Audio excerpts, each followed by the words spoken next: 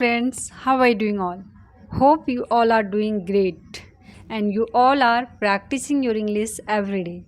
So, welcome back to another session of learning English and improving English speaking skill with me.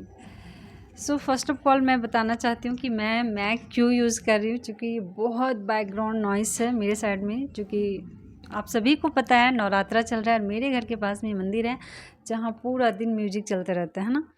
तो मैं क्या कर सकती हूँ, इसलिए मैं मैक को यूज़ कर रही हूँ। वैसे हम कंफर्टेबल नहीं फील कर रहे हैं, I just try to use it. तो बेसिकली मेरा टॉपिक क्या है, टॉपिक है कि how to use state of being. ये तो हम जान गए, लेकिन इसकी प्रैक्टिस कैसे करना, how to practice state of being. हम लोग ना हमेशा कंप्लेन एक्सक्यूज देते रहते, I have no partner. So if you don't have a partner, if you don't have a friend, if you don't have a person with whom you can speak, so you can speak alone at home. Okay, how? So I'm just going to show you friend, this will be video of you can learn how to practice at home without having a partner. Don't worry, okay, you can watch this video. So basically what are the helping word I'm going to use, like this will be practice session of state of being, but सारे के सारे present में होंगे। ठीक है, अब present में क्या क्या आते हैं ये हम जान लेते हैं। ठीक है, जैसे मैं इसमें इज़ एम आर यूज़ करूँगी, ये तो मैं बताई हूँ पहले भी वीडियो में। इससे पहले एक वीडियो रिकॉर्ड की हूँ, उसमें मैंने बताया हुआ है। उसके बाद हैव बीन और हैज़ बीन को कैसे यूज होता है स्टेट ऑफ बीइंग, और उसके बाद दिस दैट दीज दोज, ठीक है, देयर, ये इन सारे को हम स्टेट ऑफ बीइंग में यूज करेंगे। थोड़ा सा बताती हूँ स्टेट ऑफ बीइंग क्या होता है। अवस्था बताते हैं, है ना, लेकिन प्रजेंट का, उसकी स्थिति सिचुएशन को बताते हैं, लेकिन वो प्रजेंट का होता है, पास्ट फ्यूचर का नहीं। ठीक है, तो ये हमारा स्टेट ऑफ बीइंग है। याद रखिए स्टेट ऑफ बीइंग में कोई भी एक्शन वर्ब नहीं आएगा। ठीक है, तो आइए देखते हैं। प्रैक्टिस मेक्स मैन परफेक्ट, तो हमको सिर्फ प्रैक्टिस करना है। कैसे प्रैक्टिस करना है वो देखिए। जैसे मैं एक कोई भी सेंटेंस चुन लेती हूँ। ठीक है, जैसे वह खुश है, ही इज़ एक्साइटेड, बोलते हैं ना वह बहुत खुश है, ही इज़ एक्साइटेड। अब इससे हम कितना सारा सेंटेंस बनाते हैं, कैसे स्पीड में बोलना है, आराम आराम से नहीं, स्पीड में बोलना है। मैं ही क्वेश्चन करूँगी, मैं ही आंसर दूँगी उसका। वह खुश है, ही इज़ एक्साइटेड, वह बहुत खुश है। मीटिंग, ही इज़ एक्साइटेड, वह बहुत खुश नहीं, ही इज़ नॉट एक्साइटेड। क्या वह बहुत खुश है, is he excited, is he excited. वह बहुत खुश क्यों है, वाई इज़ ही एक्साइटेड। वह सुबह से बहुत खुश है, he has been excited since morning.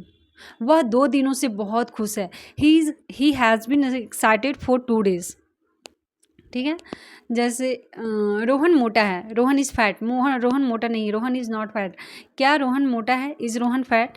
क्या रोहन 2 महीने से मोटा है, इज़ नो, क्या होगा, मोहन, सॉरी, क्या मोहन 2 महीने से मोटा है, has Mohan been fat for 2 months। बार बार हिंदी नहीं बोलूँगी, ठीक है, क्योंकि बहुत लेंदी हो जा रहा है। एक बार मैं हिंदी बोलूँगी और उसी का इंग्लिश बनाऊँगी। ठीक है, अगला सेंटेंस मैं लेती हूँ। मैं उदास हूँ, आई एम सैड, मैं उदास नहीं हूँ, आई एम ना, हिंदी आ जा रहा है। I am sad, I am not sad, am I sad, why am I sad, when am I sad. And मैं 2 दिनों से उदास हूँ, I have been sad for 2 days, मैं सुबह से उदास हूँ, I have been sad since morning, I have been sad since morning.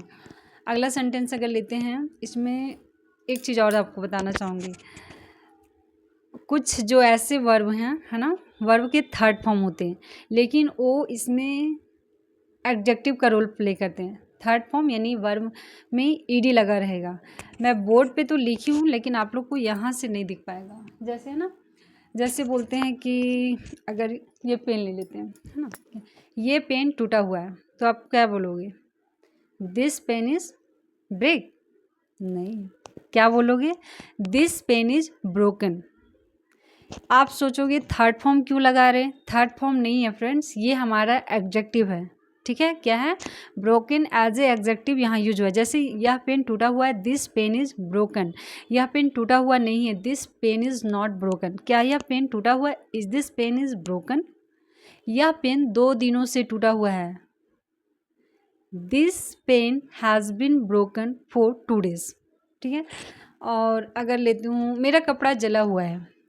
My clothes, बहुत सारे हैं। My clothes are burned, burn नहीं बर्न। ठीक है, ये हमारा एडजेक्टिव लेकिन थर्ड फॉर्म जैसा है, लेकिन ये क्या यूज हो रहा है, एडजेक्टिव यूज हो रहा है।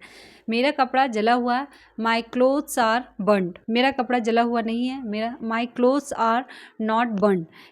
मेरा कपड़ा 2 महीनों से जला हुआ है। My cloth have been burn for 2 months।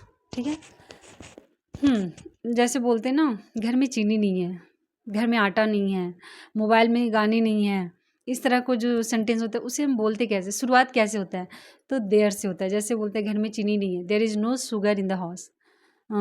Fridge में बॉटल नहीं है, there is no bottle in the fridge. और फिर मोबाइल में गाने नहीं है, there is no song in the phone. कमरे में लाइट नहीं है, there is no light in the room. ठीक है, तो इस तरह का सेंटेंस जहाँ हमें पता ना चले कौन सा सब्जेक्ट को लेना, उसे देयर से शुरू करें। ठीक है, ये भी हमारा स्टेट ऑफ बीइंग बताता है, और हम स्टेट ऑफ बीइंग में इसी तरह से सेंटेंस फॉर्म करते हैं। ये हो गया। फिर अगर हम बोले कमरे में 4 कुर्सियाँ हैं, there are 4 chairs in the room. ठीक है, कमरे में 4 टूटी कुर्सियाँ हैं। अब कैसे बोलोगे, there are 4 broken chair in the room. There are 4 broken chairs in the room. ठीक है, और अगर हम बोले वह लड़की बहुत सुंदर है, मतलब कोई लड़की बहुत दूर में है और बोल रहे वह लड़की बहुत सुंदर है, दैट गर्ल इज़ ब्यूटीफुल, है ना, दैट गर्ल इज़ ब्यूटीफुल। अगर हम दैट दूर के लिए लगाते हैं, अगर फिर बोलते हैं कि यह लड़का बहुत अच्छा है, यह लड़का सामने है, पास में है, तो बोल रहे यह लड़का बहुत अच्छा है, this boy is very good, है ना। यह एक पेन है, दिस इज़ अ पेन, मान लीजिए ये मेरे सामने है, दिस इज़ अ पेन। और अगर हम बोलते वह एक बोर्ड है, दैट इज़ अ बोर्ड, देख रहे हैं ना, दूर मतलब दूर का हम इंडिकेट कर रहे हैं। ठीक है, तो हमें बताना क्या चाह रही हूँ, पास के लिए दिस और दूर के लिए दैट। और इसी में अगर हम प्लूरल कर दें, मेरे पास अगर 2 पेन आ जाए तो हम बोलेंगे ये कलमें बहुत अच्छी हैं, तो दीज पेन्स आर गुड, है ना, वो लड़कियां बहुत अच्छी हैं, दोज गर्ल्स आर ब्यूटीफुल। जब उसमें प्लूरल हो जाए लेकिन दूर को दिखा रहे हैं तो हम वहाँ क्या लगाएंगे, दोज। समझ में आ गया आपको। तो आपको प्रैक्टिस करना है इस तरह से, और थोड़ा अपनी स्पीड को बढ़ाना है ना। अगर एक और सेंटेंस हम ले लेते हैं, जैसे एडजेक्टिव में वह पढ़ा लिखा है, he is educated, he is educated. आपको ऐसा लग रहा है ना, एजुकेटेड यहाँ ठीक है, ईडी तो लगा हुआ है, लेकिन ठीक है, चूँकि ये वर्ड हम लोग फैमिलियर है, सुनते हैं। अगर दूसरा वर्ड अगर हम ले ले, जैसे बोलते हैं कि मैं कोई न्यूज़ होता है, ठीक है, मैं अचंभित हूँ, ठीक है, अचंभित, तो हम लोग क्या बोलते हैं, आई एम शॉक। क्या बोलते हैं, आई एम शॉक, यही बोलती हूँ ना। लेकिन आपको क्या बोलना है, आई एम शॉक नहीं, आई एम शॉक्ड।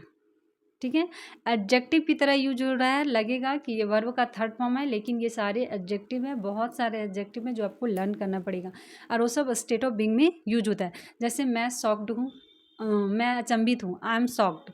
मैं अचंभित नहीं हूँ, आई एम नॉट शॉक्ड। क्या मैं अचंभित हूँ, एम आई शॉक्ड।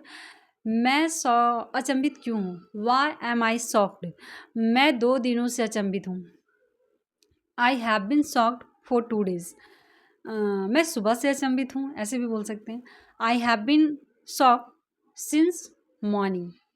ठीक है, since point of time and for period of time, ये तो आपको ग्रामर में आप सीखी ही होंगी। ठीक है, तो आपको इस तरह से प्रैक्टिस करनी है, आप बहुत बहुत बहुत सारा प्रैक्टिस कीजिए। मेरा यह जैसे बोल सकते हैं, पेन से आप कैसे सेंटेंस बनाओगे,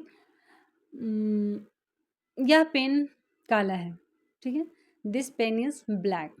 यह पेन काला नहीं है, this pen is not black. क्या यह पेन काला है, दिस पेन इज़ ब्लैक। आप मतलब कुछ भी स्टेट ऑफ बीइंग में पूछें, मैं मोटा हूँ, पतला हूँ, तुम्हारी माँ कहाँ है, तुम्हारी माँ कैसी है, क्या वह तुम्हारी मदर है, क्या वह तुम्हारी बहन है ना। तो आप इस तरह से ढेरों सारा सेंटेंस है, खुद से क्वेश्चन कीजिए और उसका जमकर प्रैक्टिस कीजिए, क्योंकि आप जितना जल्दी जल्दी बोल पाएंगे ना, जितना स्पीड से आंसर दे पाएंगे आप, उतना ही आपका इंग्लिश उतना जल्दी इम्प्रूव होगा। प्रैक्टिस करने का सही मायने यही होता है कि आप अकेले में जैसे कोई रूल सीखे हैं, मान लीजिए कोई रूल सीख लिया आपने, अब आपको क्या करना है, बेसिकली हम क्या करते हैं, रूल सीख लिया, चलो ना भाई हो गया, अब छोड़ना, सीख लिया हम इसको।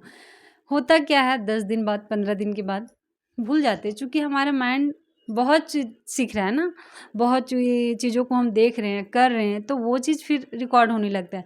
हमने उसका प्रैक्टिस ही नहीं किया, तो फिर वो रहेगा कैसे? तो you have to practice. If you learn any new words, any sentence structure, any rules of grammar, then you have to practice whole day. You just focus one rule and then you practice. It means immerse those day only. I am going to practice this single sentence, these single rules, and whatever words coming in my mind, whatever sentence coming in my mind, I'm just going to speak that, use of this structure. Okay, this is the best way of practicing. Thank you so much for watching this video. Please like, share, subscribe my channel.